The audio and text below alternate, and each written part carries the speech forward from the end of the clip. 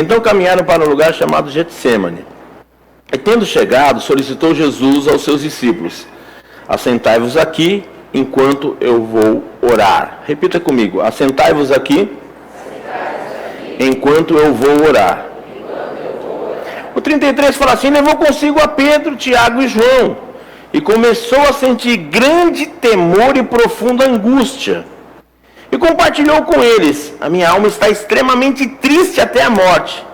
Ficai, pois, aqui e vigiai. Repita comigo: ficai, pois, aqui, e vigiai. Caminhou um pouco mais adiante, prostrou e orava, para que, se possível, aquela hora fosse afastada dele. E rogava: Abba, Pai, todas as coisas são possíveis para ti. Afasta de mim esse cálice. Todavia não seja o que eu desejo, mas sim o que tu queres. Ao voltar para seus discípulos, o surpreendeu dormindo. Simão, chamou ele a Pedro: estás dormindo? Não conseguis vigiar nem por uma hora? Vigiai e orai, para não cairdes em tentação. Pois, de um lado, o espírito está pronto, mas por outro, a carne é fraca. Amém? O 39, mais uma vez, se afastou e orou, repetindo as mesmas expressões.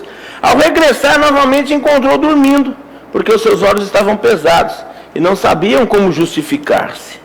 Voltando ainda pela terceira vez, lhes admoestou: ainda dormes e descansais? Basta, eis que a hora é chegada. O Filho do Homem está sendo entregue na mão dos pecadores. Levantai-vos, pois, e vamos. Eis que chegou aquele que está me traindo. E Jesus ainda não havia terminado de falar, quando surgiu Judas, um dos 12. E com ele chegou uma multidão armada de espadas e cacetetes, vinda da parte dos chefes dos sacerdotes, mestres da lei e líderes religiosos. Senhor, a tua palavra foi lida nesta manhã. Quero que a instrução e o poder do Espírito Santo de Deus venha sobre a minha vida. Me use apenas como instrumento na tua presença, meu Deus. Sabedoria humana não é capaz de transmitir um sermão que não está redigido e alcançar todas as vidas das pessoas que estão aqui. Mas o teu poder, me usando apenas como instrumento, vai fazer com que essa palavra chegue na vida de todas as pessoas. É isso que eu quero que aconteça para a honra e a glória do nome de Jesus. Amém? Podem se assentar. Assentando-se, aplaude e glorifica o Senhor.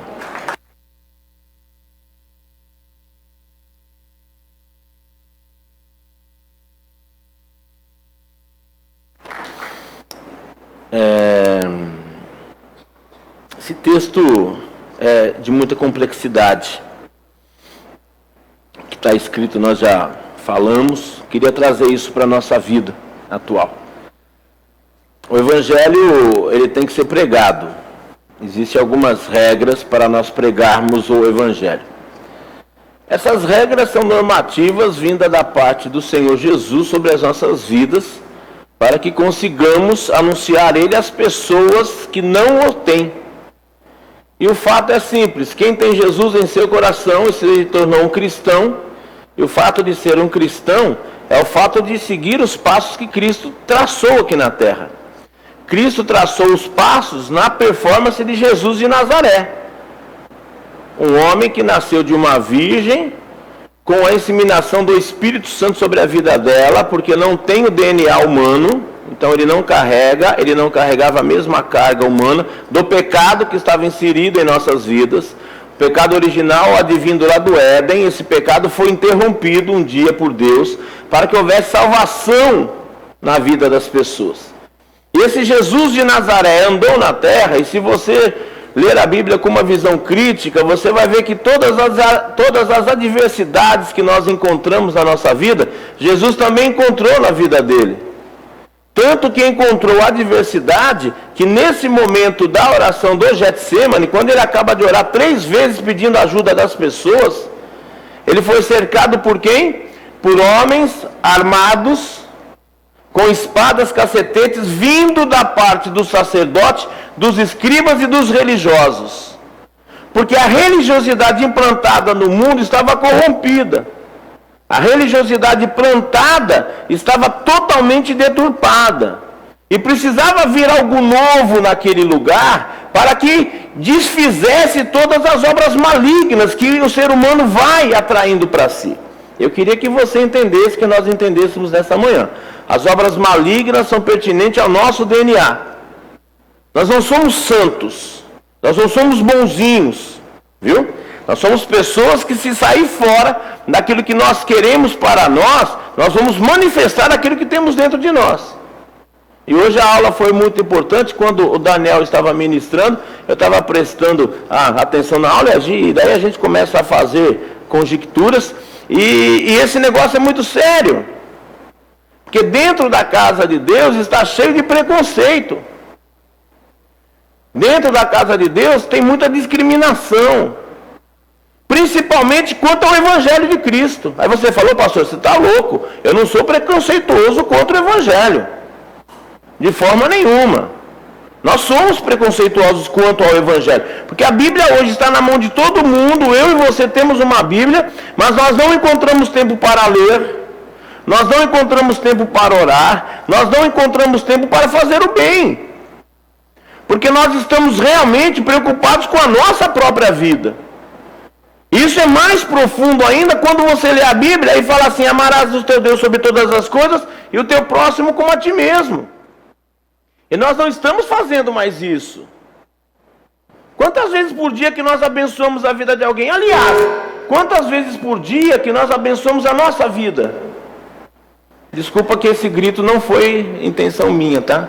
Alguma coisa aí. Aliás, quem é que está controlando o som que eu não estou enxergando? Por gentileza, aumenta aqui o meu retorno, que está muito baixo. Quantas vezes que nós nos preocupamos com nós mesmos? Eu quero dizer que se nós não nos amarmos, nós não amaremos os outros e não amaremos a Deus. Aí vem toda a circunstância que traz a frustração na vida da pessoa, que se você não teve na aula, você perdeu.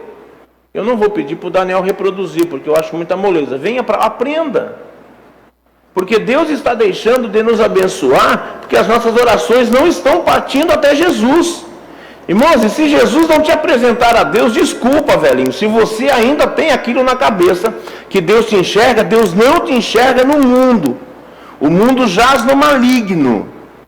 O que Deus enxerga é o sangue de Cristo sobre as nossas vidas. Aí, por gentileza, vá comigo em 1 Coríntios, capítulo 11. Tem algumas coisas. Vocês querem sentar um pouquinho? Por gentileza, pode se sentar.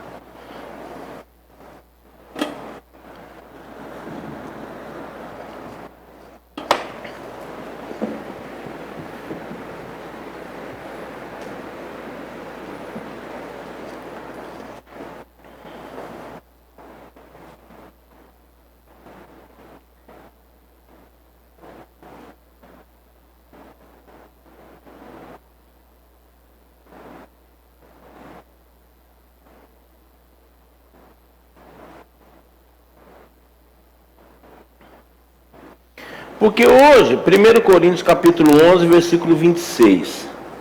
Está conseguindo fazer aquele esquema do texto que eu falo, colocar aqui ou não? Não estou vendo. 1 Coríntios. Agora deixa, Du. Obrigado, querido. Próximo culto a gente acerta isso. 11, 26 de 1 Coríntios. Porque todas as vezes que comerdes desse pão e beberdes do cálice, estareis anunciando a morte do Senhor até que Ele venha. 27. De modo que qualquer que comer do pão ou beber do cálice do Senhor indignamente será culpado do corpo e do sangue do Senhor. O 28. Examine-se, pois, o homem a si mesmo, assim coma do pão e beba do cálice. Examine-se, pois, o homem a si mesmo. Paulo tinha na cabeça dele o texto que ele ouviu falar, ou a história que ele ouviu falar dos discípulos que depois se tornaram apóstolos, que o apostolado vem depois da ressurreição de Cristo, que aconteceu. Jesus estava prestes para ser preso, irmãos, prestes a ser preso, e não fugiu. Ele foi, no momento de angústia, aonde ele foi? Orar. Convidou as pessoas que estavam com ele para orar. Porque seguidor é fazer o que a pessoa faz. Cristão, por isso que eu não uso a palavra crente, nós não somos crentes, nós temos que ser cristãos. Porque o cristão segue os passos de Cristo. O que Cristo fez, eu também faço. O que Cristo fez, eu também faço. Aí Cristo fala assim, vamos comigo orar? Quando ele convidou para subir até o Getsemane, um lugar diferenciado da onde eles estavam, Jesus sempre quer te levar para um lugar diferenciado. Jesus não vai te abençoar no mesmo lugar de confusão, de estresse, de angústia, de lamúria e de murmuração que você está. Jesus nunca pode te abençoar no meio das coisas contaminadas. Aí ele chamou seus discípulos e falou assim, vamos para um lugar diferenciado, vamos. Chegou lá e falou assim, aguarde aqui que eu vou orar. O que ele pediu para as pessoas? Aguardarem ali, pois ele ia orar. Se ele fosse orar, era para aquelas pessoas fazerem o quê? Se eram discípulos? Orar junto.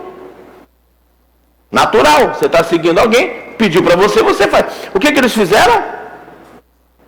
Dormiram. Daquela multidão, ele leva 3 com ele, que ele achava que eram as pessoas mais íntimas dele. Fiquem aqui agora que eu vou orar. Ele vai orar. Quando ele volta, encontra eles dormindo. Hoje, a igreja está dormindo.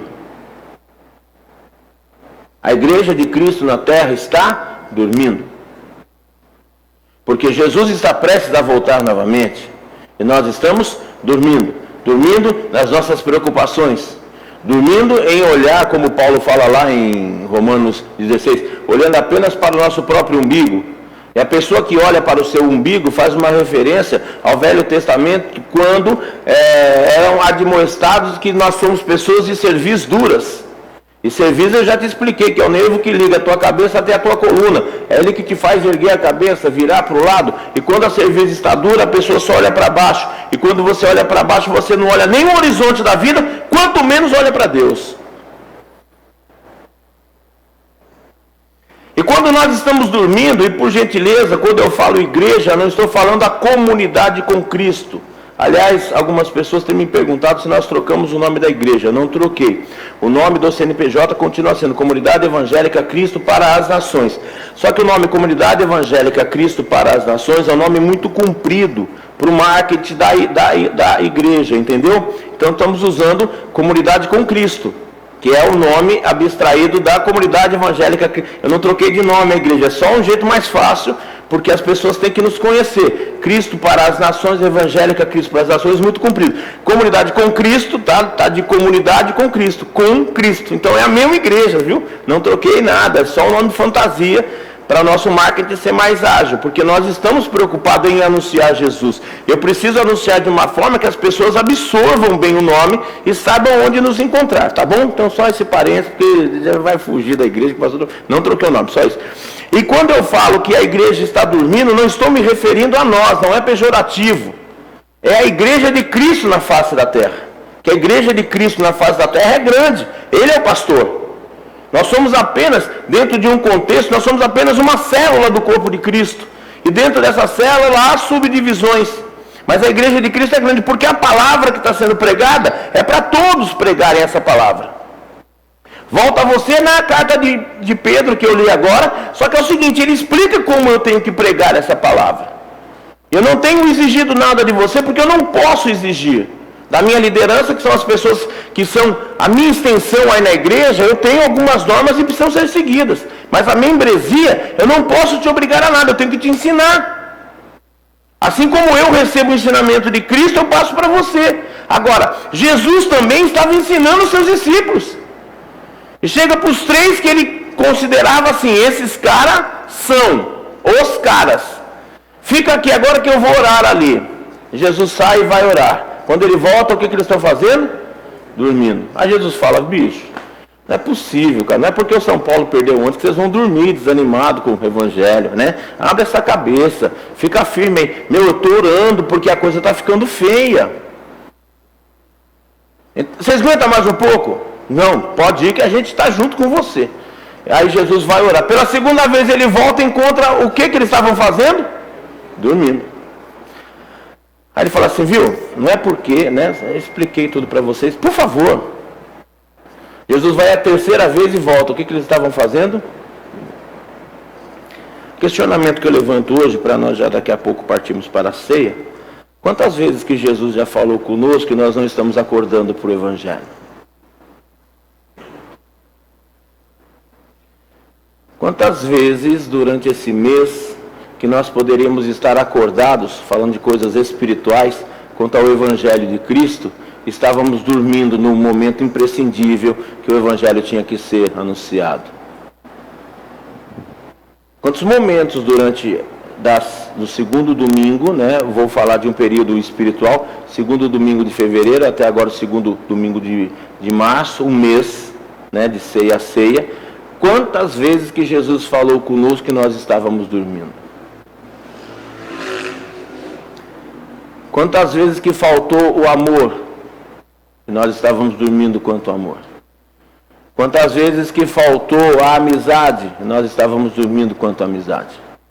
Quantas vezes que faltou o carinho com as pessoas e nós não demos carinho porque estávamos dormindo, preocupados conosco mesmo? Porque não sei se você percebeu, mas nós seres humanos temos os mesmos defeitos. Viu? Não existe nenhum melhor do que o outro. Existem variedades e existe posições, né, da tua personalidade que são diferentes, mas o caráter tem que ser tratado por Cristo e nós não estamos mais aprendendo com Cristo. Às vezes recebemos notícias tristes, não somos capazes mais de ficarmos tristes pela situação que está acontecendo. Hoje é capaz de encontrarmos um cadáver em uma calçada, ou passarmos em cima, ou darmos a volta, e não olharmos o cadáver, ver se ainda está respirando, para chamar um 92, um 90, chamar um 93, e falar, viu, tem uma pessoa caída aqui, por gentileza, dá para mandar alguma coisa? Porque quando a gente vê alguém caído, o primeiro pensamento pode ser um golpe, eu paro para ajudar, ele tira uma arma e me assalta.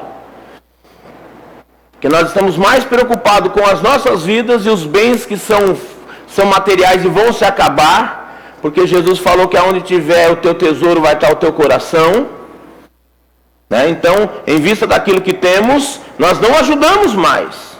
Aliás, faz-me lembrar, e toda vez que eu falo para você que o Jesus de Nazaré passou pelas mesmas circunstâncias, quando ele nos lembra da parábola, que não foi a parábola, né, porque parábola não tinha nome, né, aquilo foi um ensinamento real que Jesus trouxe ao ser humano, e falou sobre o bom samaritano. E quantas vezes nós, como sacerdotes ou levitas do Senhor, passamos de longe das pessoas que estão precisando de uma ajuda. Porque o preconceito que nós temos é o seguinte: se não estiver bem vestida, não é minha companheira. Se eu não professar a mesma placa, não é meu irmão. Se não tiver o corte de cabelo que eu tenho, não pode ser meu amigo. Ou se tiver uma tatuagem no corpo, porque lá em Levítico falou para não tatuar, e quem tatua é bandido, eu não gosto de bandido, não gosto de... Aí você já inventa um monte de história, e já analisa, e nós analisamos as pessoas por aquilo que nós olhamos, e não pelo amor de Cristo que está dentro de nós, porque nós estamos literalmente dormindo quanto ao Evangelho do Senhor Jesus. Porque aqueles que ministram a palavra sobre nós, estão fazendo tudo que Pedro não ensinou. Porque hoje o maior interesse das igrejas é a arrecadação financeira. E da onde nós viemos, a conversa que eu sempre ouvia era assim: quantas pessoas você tem na tua igreja? É a preocupação, ela tem um X. A arrecadação está boa.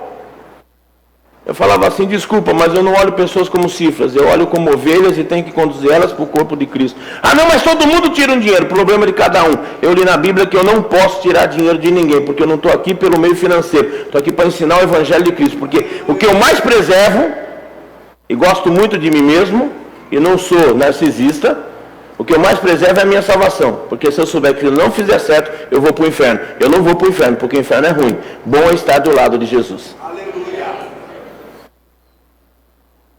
Agora, quantas vezes que estamos fazendo isso em nossas vidas? Porque hoje, quando você pegar esse cálice, ou você pegar esse pedaço de pão, nós temos que lembrar do que Jesus fez por nós. Que todas as vezes que participamos da ceia, nós estamos relembrando o sofrimento de Cristo. E relembrar o sofrimento de Cristo é trazer à nossa memória. Estamos no Getsemane com Jesus.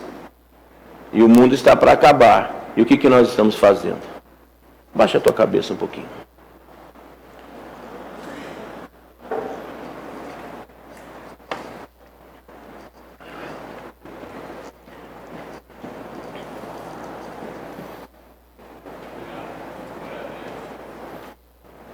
O que estamos fazendo quanto ao Evangelho?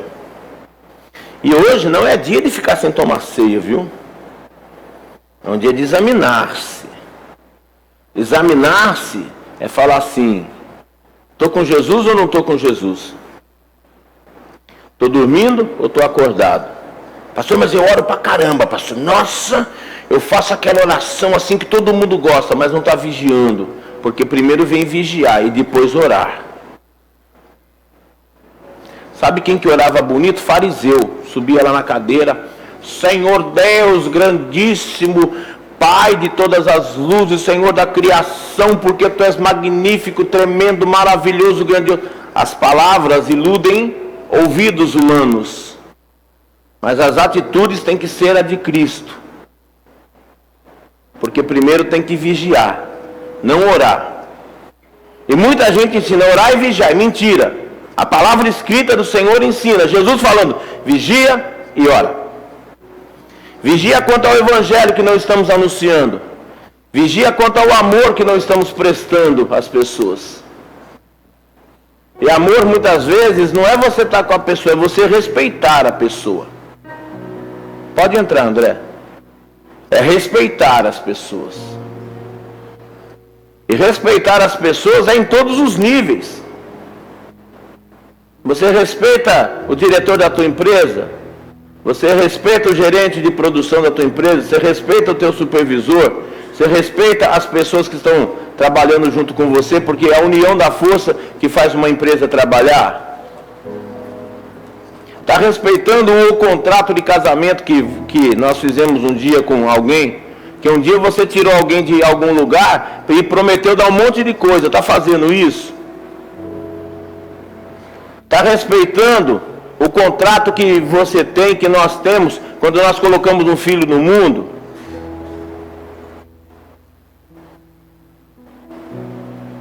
Porque a marginalidade começa dentro da casa, viu? Aos pais novos aí. Eu posso falar isso olhando dentro dos teus olhos, porque eu já criei 2 filhas. Hoje eu já estou curtindo as minhas netas. Só que neta não é minha responsabilidade. Neta é para me curtir. Educação quem dá é o pai e a mãe dela. Eu estou para dar risada com o neto, só isso. E assim mesmo ainda sou meio bravo, tem hora que eu dou umas pegas lá, depois eu me arrependo. Porque não é problema meu. O meu problema já está crescido. Uma tem 31, outra tem 25. E não se batizaram porque o pai era pastor, não. Porque eu acho que o tempo que elas se batizaram, eu ainda não era do ministério. Ou se era, não tinha nenhum cargo, né? Assim. Se batizaram porque conheceram Jesus, porque o pai com a mãe conheceu Jesus, e dentro da minha casa, por mais momento difícil, por mais simples que era a nossa vida, que eu nunca me considerei pobre, sempre tive uma vida simples, eles tinham Jesus, eles viam Jesus no pai e na mãe deles. Elas viam, né, que são 2 meninas.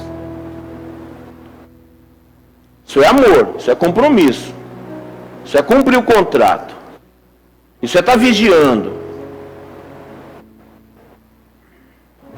Por mais coisas economicamente erradas que eu fiz, e teve tempo que eu me quebrei com abrir empresa, nunca falei para minha filha, fala que o pai não está, dá aqui o telefone, oi, sou eu. Tenho dívida, vou pagar, fica tranquilo, moro no mesmo lugar, esquenta a cabeça, qualquer hora eu acerto tudo. E graças a Deus, não tem nada para trás que me envergonhe. Posso voltar em todos os lugares que eu morei, que não deixei nada para trás em aberto, sempre cumpri com meus compromissos.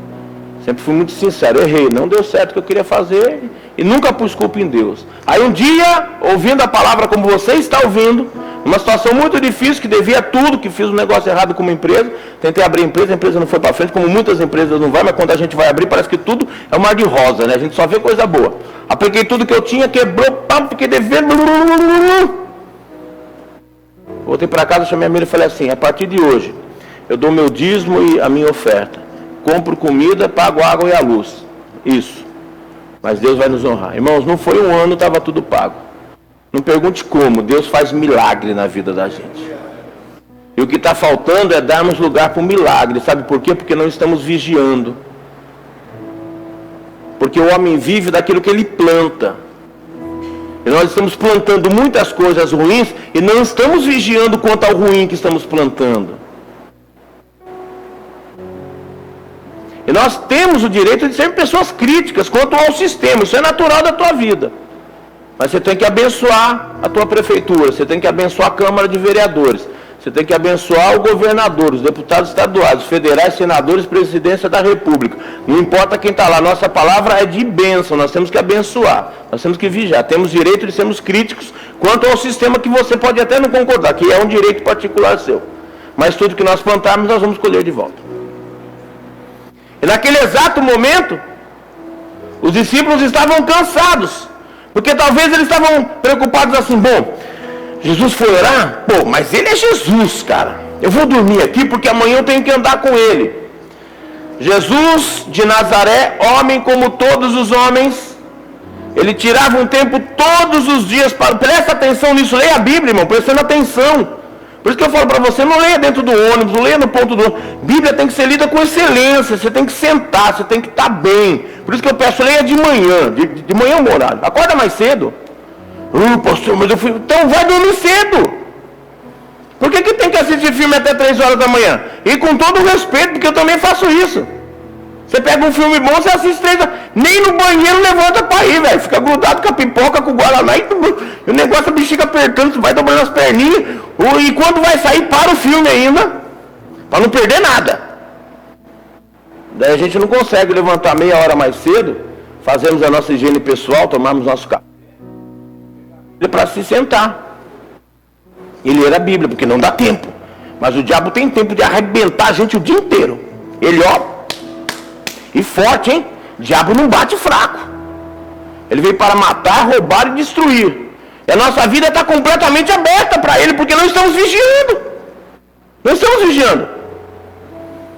Quantas vezes que Jesus voltou para nós e falou assim, não faça isso. Aí quando você for fazer alguma coisa, e a paz de Cristo é o árbitro dos nossos corações. E quando te der um aperto no estômago, é um sentimento. Coração dispara, e você está com a ideia de não fazer, não faça, porque não vai dar certo. É Jesus voltando e te falando, não vai dar certo. A besteira da minha cabeça, vai e faz. Leva cano, Jesus, por que não me protegeu? Você estava dormindo quando ele falou. Quantas vezes que estamos dormindo ao contratarmos um relacionamento? Namoro, noivado e casamento. A gente nem namora, já está nos atos do casamento. Que a turma quer fazer sexo. Esquece dos outros compromissos. Que o namoro é para você ver a pessoa, se você gostou do perfil, né? Aí quando você está namorando, você já tem uma intenção de casar, você já faz um compromisso de noivado, você começa a frequentar a casa da pessoa. Aí você vai ver como que a pessoa trata a família dela. Do jeito que ela trata a família dela, ela vai te tratar melhor. Ele chega pro pai e fala... Eu ia dar um tapa no seu, mas judiação fica para trás. Ô gordinho, você mesmo que Deus pôs aqui hoje. O cara chega pro pai e fala, e aí, velho, o que você quer comigo? Aí, mina, o cara vai tratar você assim, porque não respeita o pai dele. Deus te abençoe hoje, Andrezinho. Não trata bem o pai, como acha que vai te tratar? Não trata bem quem trouxe ele no mundo, irmão. Aí você que apareceu do meio da vida para frente, aí você quer lugarzinho de rei, você vai ver onde você vai parar. Irmão, você que é razão pura, você chega na tua casa, quero comer. Né? Tem dia que dá um apetite e a gente volta para casa assim, pensando em coisas maravilhosas. Chega lá, ela não sabe fazer miojo, irmão. Porque você foi na casa dela quando namorava, ela não sabia fritar ovo, irmão. Fritar ovo e fazer miojo, se não souber, não casa, porque vai dar um BO do caramba o bagulho. Quer pôr 2 copos d'água para esquentar, né? Aí a pessoa põe os 2 copos d'água. Estoura o vidro. Irmãos, aí quando casou, você já fez um contrato. Aí você lembra daquela conversa? Na saúde e na doença, na alegria e na tristeza. Quer que eu lembre mais? Hã?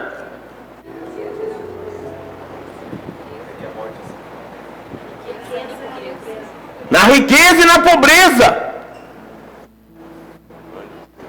Hã? Amando e respeitando. Amando e respeitando, até que a morte os separe.